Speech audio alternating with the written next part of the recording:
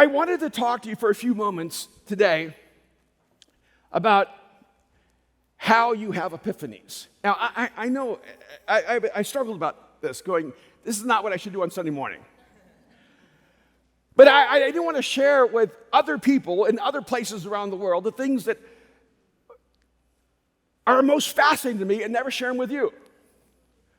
So I decided to talk to you today the way I talk to other places that I travel around the world. I want to talk to you about how to have breakthrough ideas, about how to cultivate within the environment of your own soul an environment where you continuously have breakthrough epiphanies.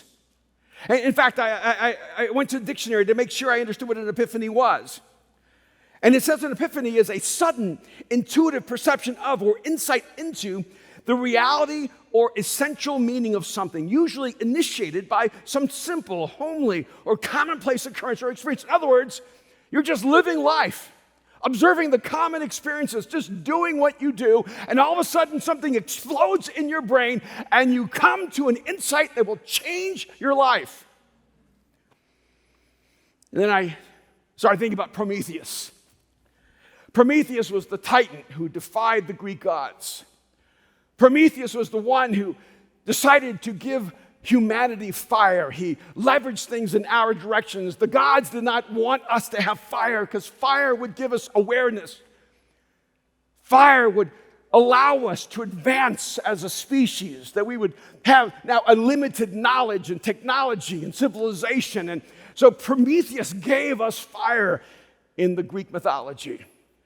But it was against the will of the gods because, see, a part of the human story is that the gods are always against our advancement. The gods are always against our enlightenment. The gods are always against the future we're creating. And so we always need a Prometheus out there that violates the will of the gods and gives us our advantage to become more than we ever imagined we could become. But I want you to know that even though the Greeks needed to find a way to defy the gods, that wasn't the truth when it comes to the God of Israel. See, the God of the Scriptures is not a God that's against your progress. He's not against your advancement. He's not against your enlightenment. He's not against our intellect. He's not against our knowledge. He's not against our imagination. God's not worried that we're going to become too much. God is more concerned that we're never going to live up to what He created us to be, not that we're going to become more than He intended. In Jeremiah 33:3, God says this, "Call to me, and I will answer you, and will tell you great and unsearchable things you do not know." God is actually saying to us, if you'll have a conversation with me, if you will invite me into the conversation inside of your soul, if you will allow me to begin to infuse your imagination with my thoughts, I will blow your mind. He's the opposite of the gods of the Greek pantheon who are always trying to hold us back.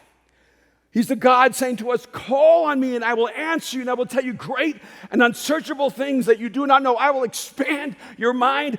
I will erase the boundaries of your imagination. I will move you forward to become the full expression of being fully human, and you don't even know what your limitations are.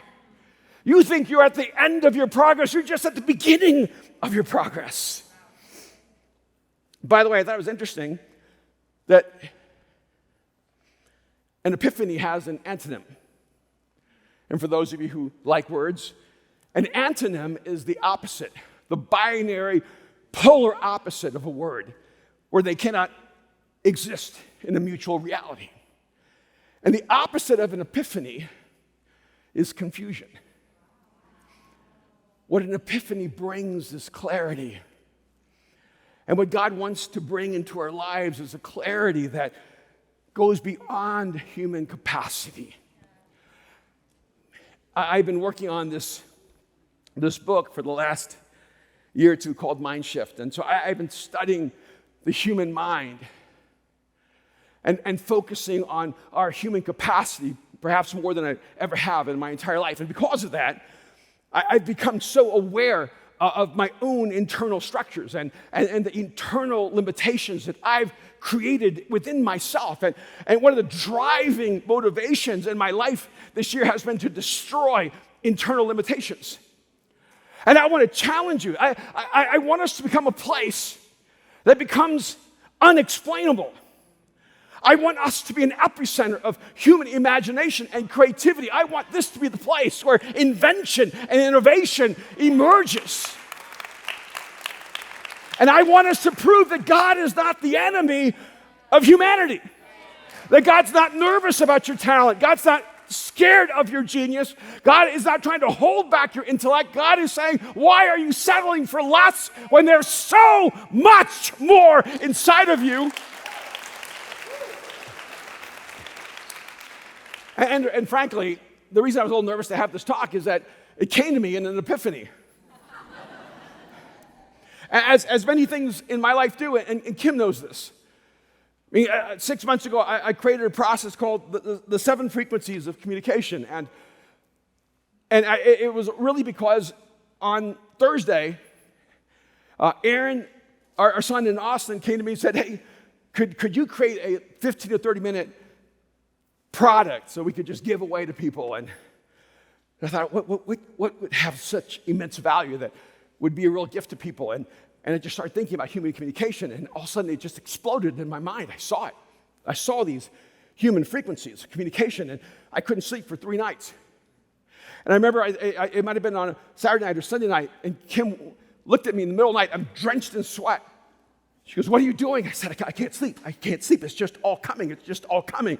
And yes, I'm half insane, but the other part of me is really helpful to humanity. And I couldn't stop. It was just days and days. It just came flooding into my soul. And let me tell you, it's those moments that there's something transcendent that happens where you connect it to the eternal. And you realize, I'm going out of my mind, but I think I'm going out of my mind into the mind of Christ. And I like it there.